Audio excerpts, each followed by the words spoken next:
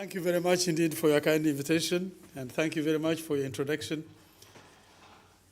I want to begin by thanking you all, and particularly the Institute of Cultural Diplomacy, for their kind invitation to me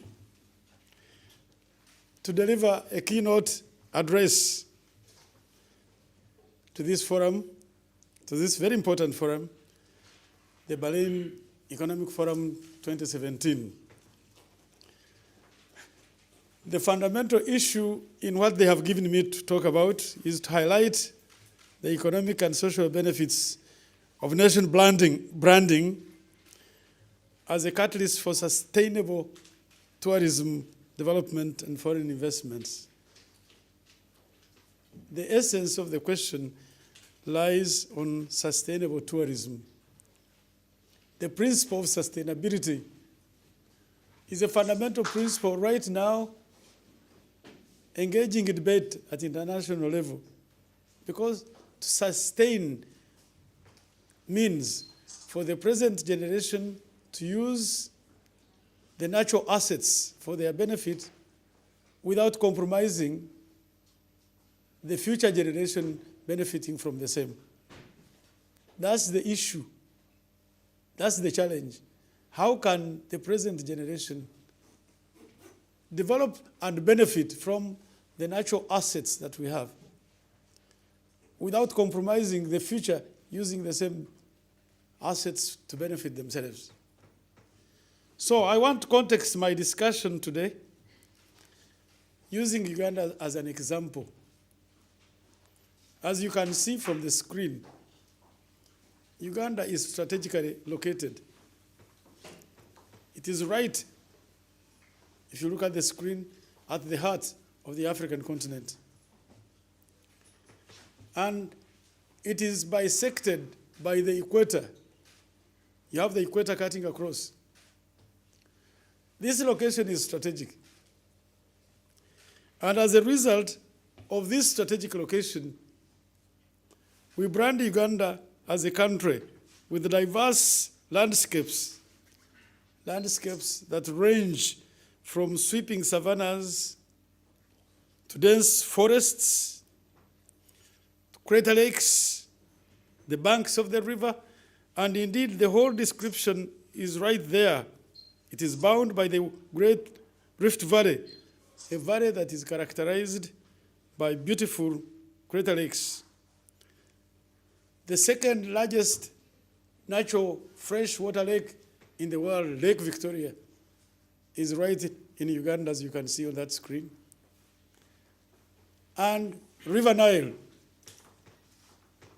River Nile is the lifeblood of the Mediterranean and Egyptians. It starts right from Uganda as its source. And for those who know this river, it's one of the few rivers in the world which flows north. Most rivers, they will flow south. But this river flows north. And it has, as a result, this is a great natural asset that we have. So back to the question, how can Uganda use these resources, the present generation of Ugandans, to benefit? Because as I'm going to elaborate, the nature-based tourism in our country is precisely because of these natural assets. And we are benefiting presently. So how do we use these benefits for ourselves without compromising the future? You really can see Uganda at the heart. Uganda, the largest freshwater lake it has there. You have the tourist attractions. More than half, that is 54% of the mountain gorillas, they find their home in Uganda. And indeed, if you want to be a tourist in Uganda, you can track these animals. They are the closest cousins to human beings. For you guys who are scientists, you can test your DNA and test it with against those gorillas, you'll find the closest linkage between humans and these animals. It's something you really must see before you die. Yes. The highest concentration of primates species are found in Uganda. Over 1,050 bird species, including the seasonal southern and northern migratory birds, they are also found in Uganda. In fact, Uganda, you can describe it as the paradise of these birds. And bird watchers, you can't go wrong coming to Uganda. We have abundant freshwater features. River Nile, I have mentioned it. And this Nile provides great assets in tourism. Along its course, Maction Falls, you must have heard about this. This is a fall where water comes into a narrow gap and it falls nearly 50 feet below, making a spectacular splash, almost raising a smoke. Those who are faithfuls, those who believe in their faith, be they Muslim, Anglican, or Catholic, Uganda is the only place in Africa where you have saints. We have martyrs who were declared saints by Pope Paul John VI in October 64. And every 3rd of June, Ugandans celebrate Martyrs' Day. We really feel Uganda could be the Jerusalem or Mecca or Rome of Africa when it comes to faith-based tourism. And indeed, the Baha'i Temple, to show you again how faithful Ugandans can be. Baha'i Temple, the only one on the African continent, and the only one in 7 Baha'i temples in the world, is found in Uganda. We have indigenous communities, and this is also unique. To have nearly 56 communities, you call them ethnic groups, 56, living together in harmony. Uganda should be quoted as an example where unity in diversity is demonstrated. You are diverse, but that forms the basis of your richness. If you are to come to Uganda and there is a cultural show, and you see the cultural demonstration, all these communities blending together to form Uganda national identity, it's really beautiful. Then the climate.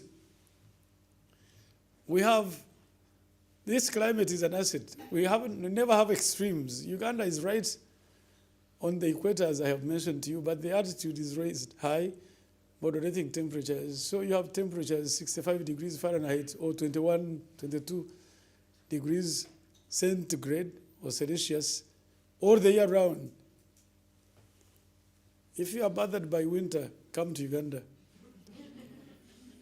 And if the summer becomes an extreme, come to Uganda. This is where this country is gifted by nature indeed, as we sometimes mention. We have also developed capacity to host international conferences. And we have done so in the past.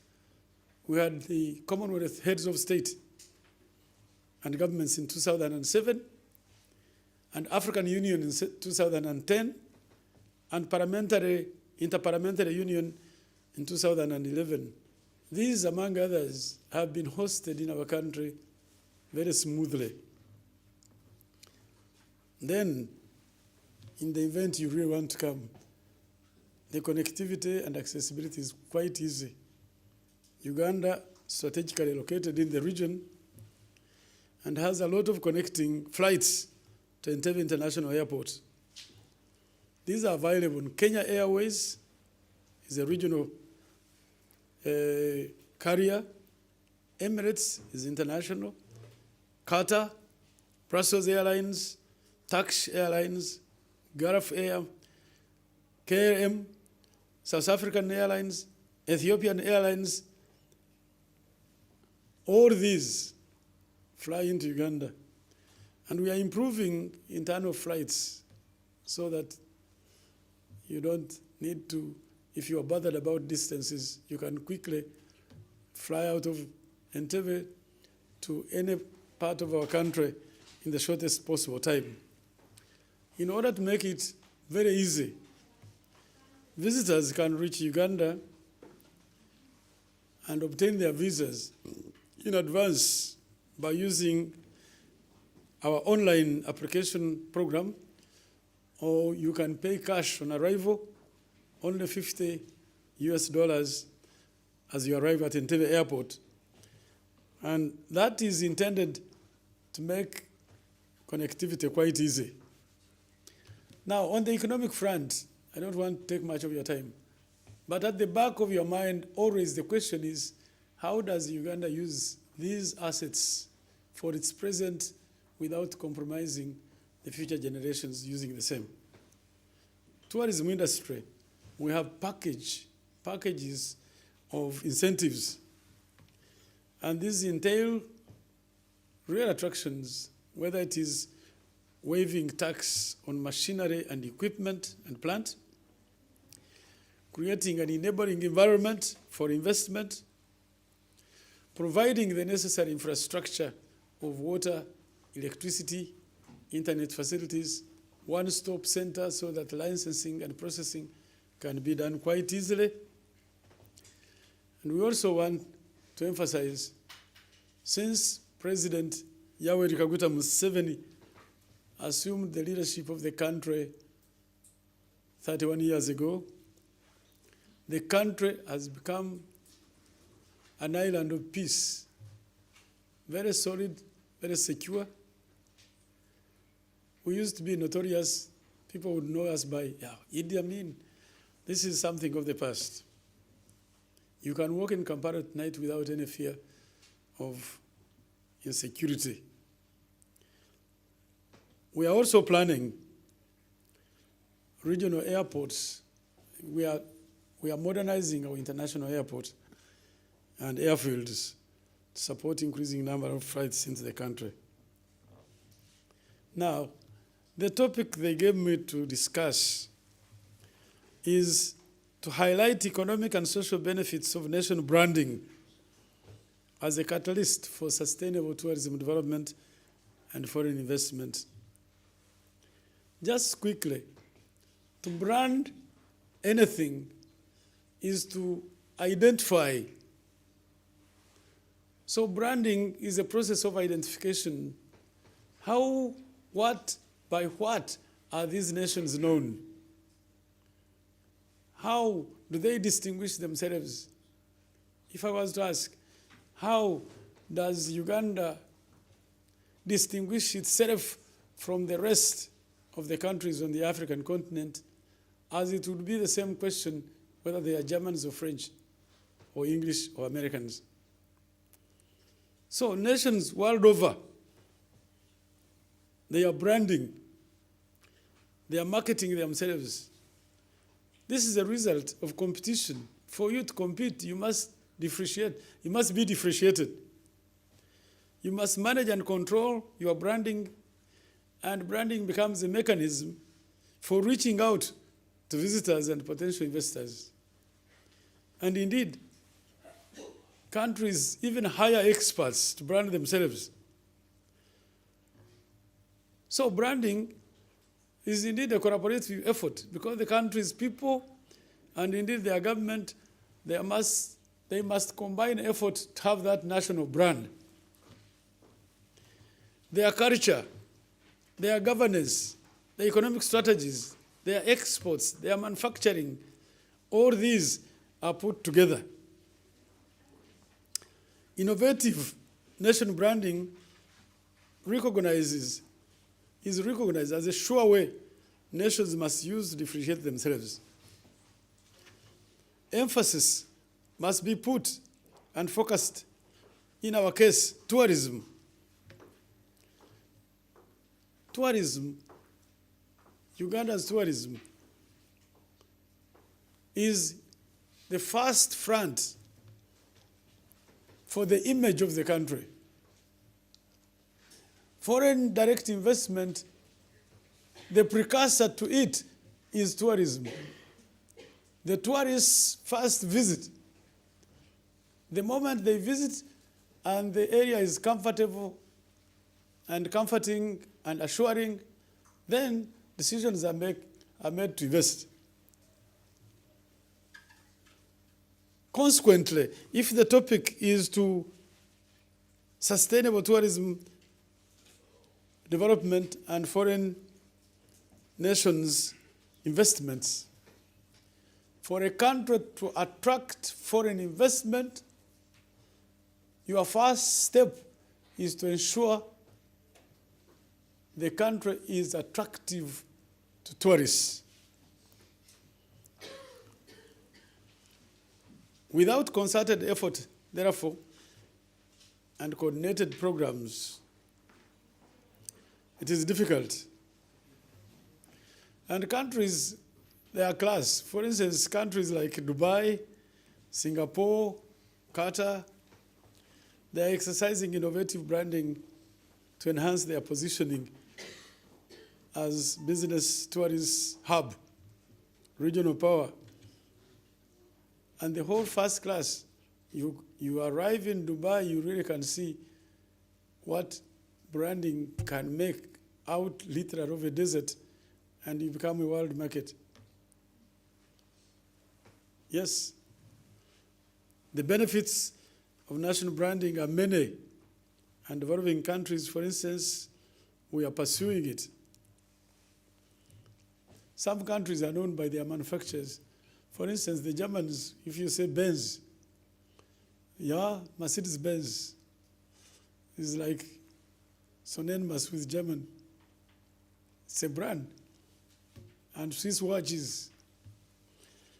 Well, the Ghanaians would bring out chocolates. So if you want, yes, the Ghanaian chocolate is really very good. Uganda, we have coffee as well. I think coffee is very good, and bananas.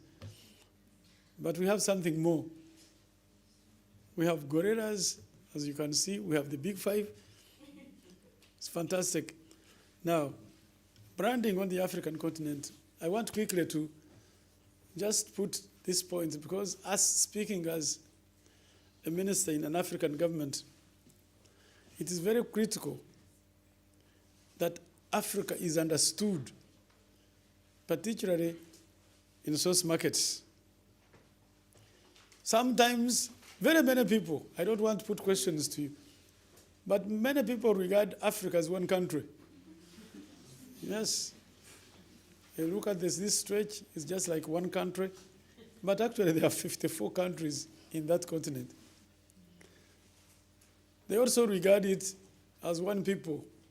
No, there is a diversity in ethnic composition of the African continent. Furthermore, when it comes to languages and culture, they are very different. Similarly, because of our colonial history, people they look at us in colonial lenses as a dark continent. They also forget that actually,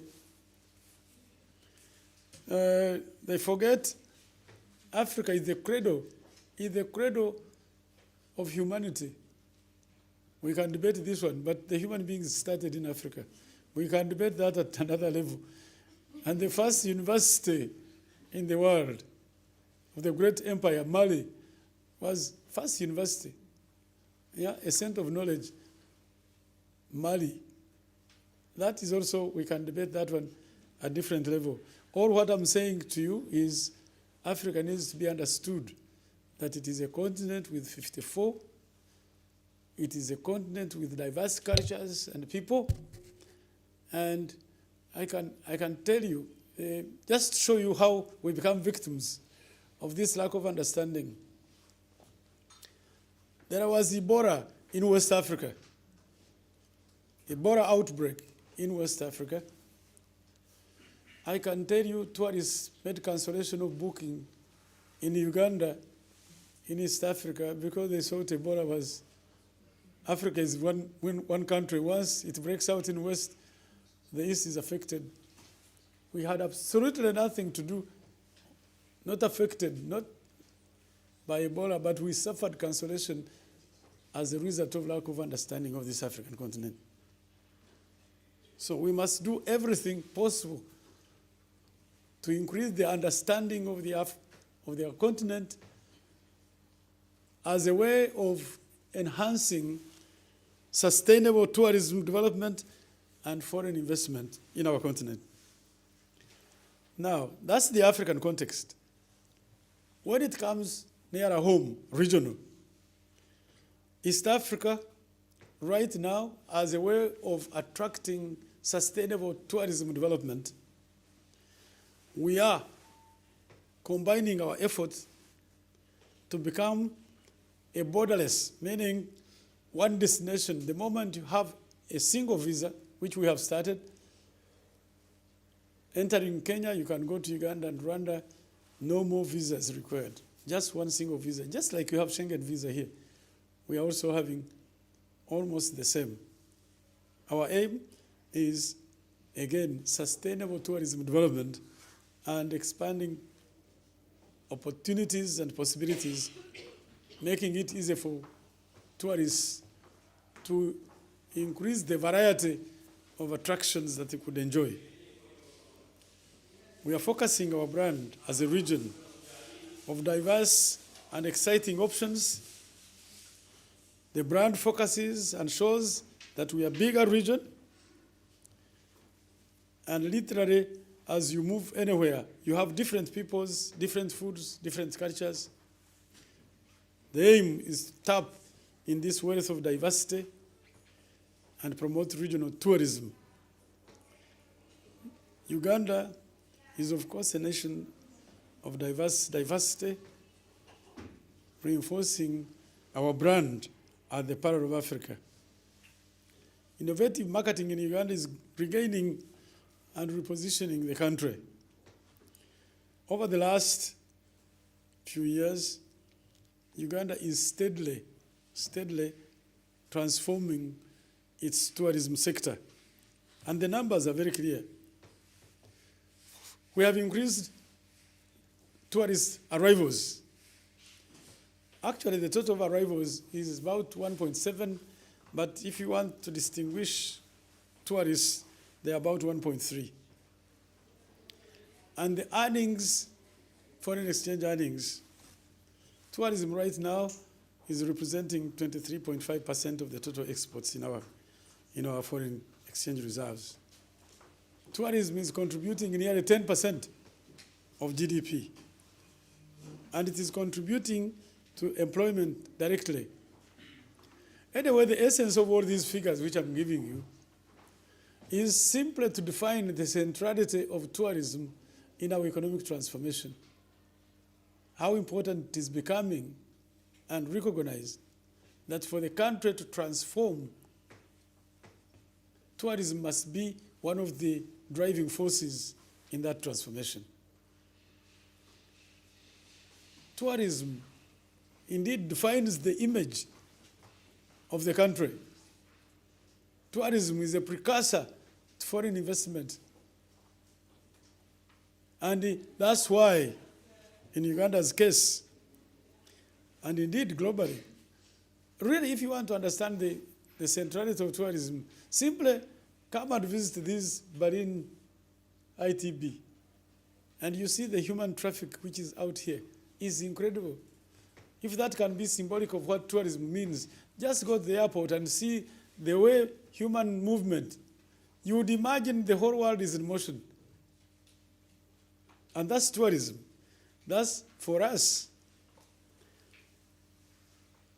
We must change. Previously, tourism was seen as a sector of bikini and leisure. People never took it seriously. But today, that has changed. Tourism is serious business. Well, Uganda has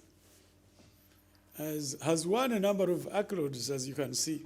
This is why I'm quoting this one, is simply for you to be recognized by these international institutions that you are really good. It's not you. You must be good.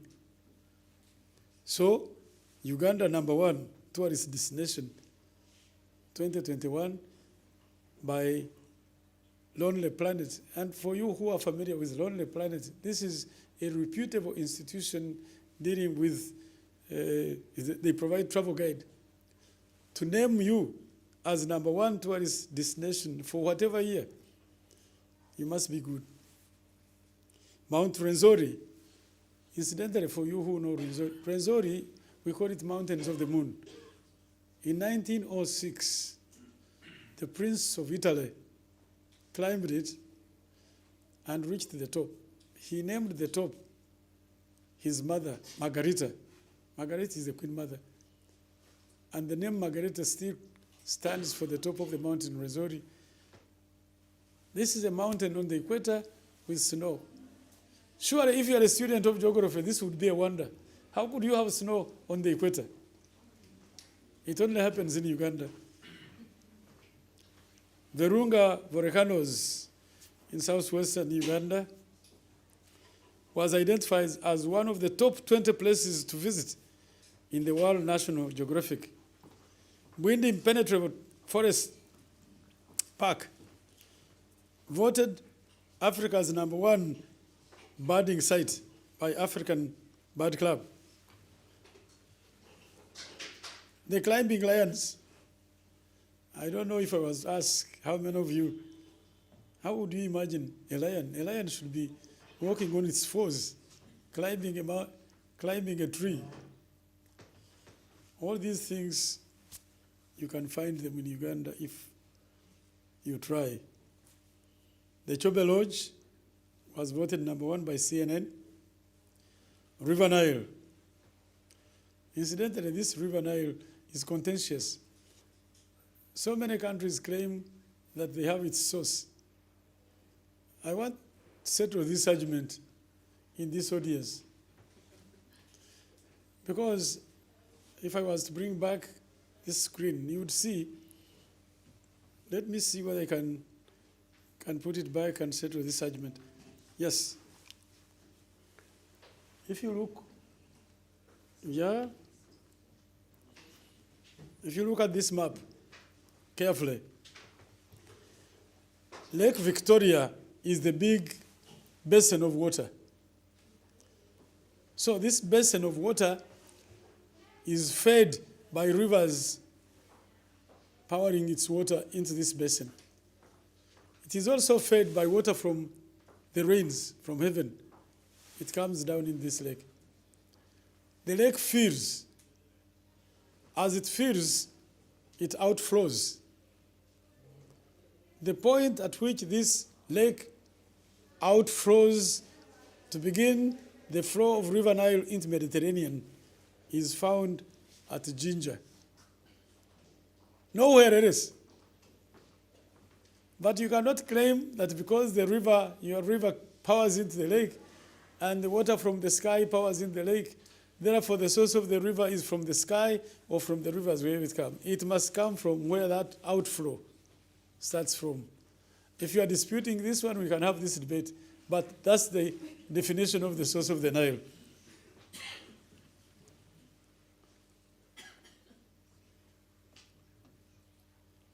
So I was showing the lions climbing.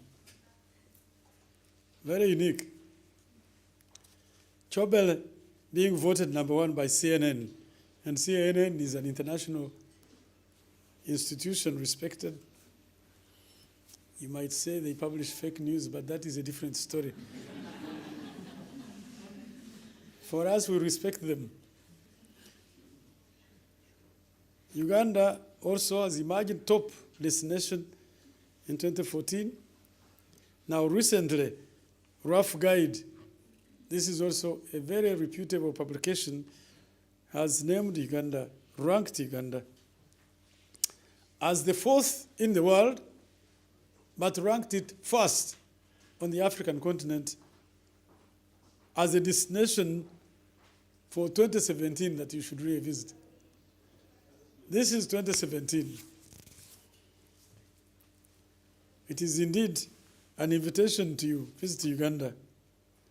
We have also Kidepo Valley National Park is named as the best destination 2017. Kidepo is something out of this world because you go on the top and the top seems to sink, so you have mountains surrounding this, but in this basin, literally every primate you can imagine is right there. Be they lions, buffaloes, elephants, herds and herds. And you stand on these mountains and you can view this as if really it is a wonder, a paradise on earth. We are putting policies in terms of investment to encourage investors into this sector. We have eased business registration processes, have been simplified. We have e-registration platform, and we have one-stop center so that when you come for investment, you don't need to go here and there and run here and so on. Now I want to draw this discussion to its conclusion. So what is the conclusion? Number one, all these which I have shown you are natural asset base of a country. And tourism, as I have described to you, in Uganda is nature-based. And tourism is earning the country foreign exchange. You don't need to be a rocket economist to know that the most binding constraint in development of third world countries is lack of foreign exchange. Yes, a sector that brings you foreign exchange is a priority, and that's why it is recognized. Consequently, for Uganda to benefit from these assets, it must do it in such a way that we benefit as a current generation without compromising the future generation to use the same. That's why our constitution, the Republican Constitution 1995, in the objective principles of the state is commandeered by the law to execute balanced development, and balanced development means precisely that. For development to be sustainable, it must be balanced, balancing the needs of the present generation with the future generation requirement. That's the essence of this question, and we are doing it. Ladies and gentlemen, yes, we must brand our country. Uganda is the parallel of Africa. It was named by Churchill, it's not me. Churchill visited this country in 1908, and in his conclusion after his journey, this is what he said. And he's reporting to the House of Commons, not me. Those who have been following my trip to Africa would be interested to know. That's him, I'm quoting him literally. I can summarize my journey in 3 words. That is Churchill speaking, telling the Britons, concentrate upon Uganda. Why? Because Uganda is different. From corner to corner is green. And he says, is it this paradise on earth? You throw a seed, it grows without labor. And wherever he went, the children would be saying, Muzungu, Muzungu, laughing, smiling. And he said, oh, these are the most friendly people he ever met on the continent. And that is also true then as it is today. Uganda is most friendly. Then he labeled, this country must be the parallel of Africa. And that's the brand of Uganda up to today. Thank you very much for listening to me. Thank you.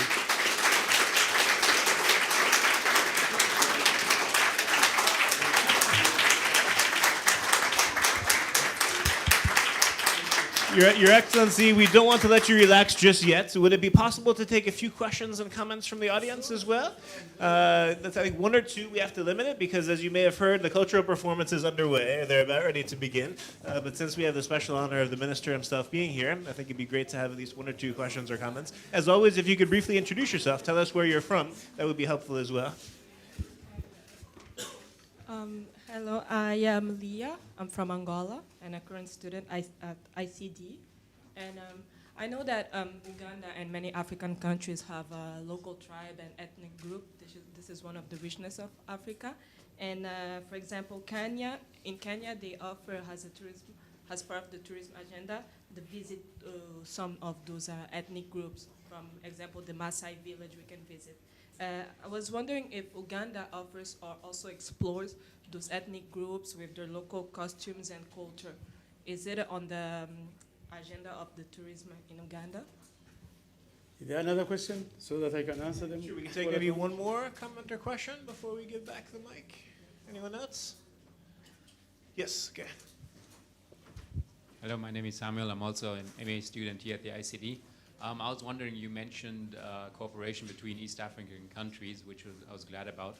I was wondering, maybe, can you give us insight into the other countries, for example, Tanzania, Ethiopia, which weren't mentioned in the cooperation?